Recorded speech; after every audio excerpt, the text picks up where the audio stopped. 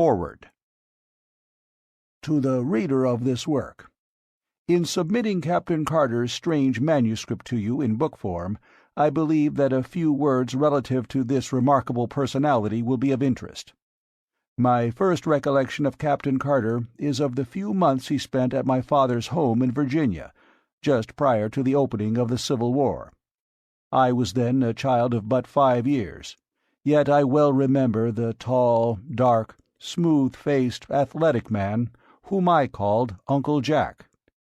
He seemed always to be laughing, and he entered into the sports of children with the same hearty good fellowship he displayed toward those pastimes in which the men and women of his own age indulged. Or he would sit for an hour at a time, entertaining my old grandmother with stories of his strange, wild life in all parts of the world.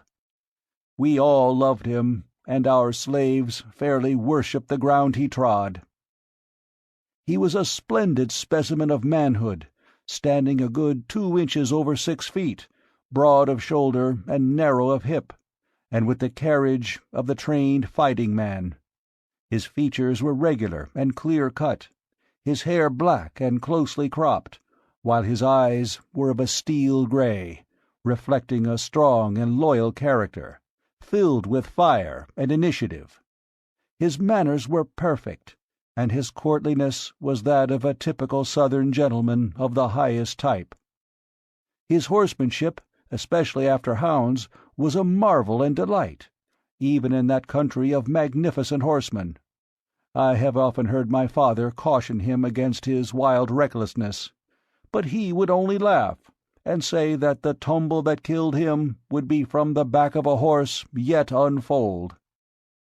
When the war broke out, he left us, nor did I see him again for some 15 or 16 years. When he returned, it was without warning, and I was much surprised to note that he had not aged, apparently, a moment, nor had he changed in any other outward way.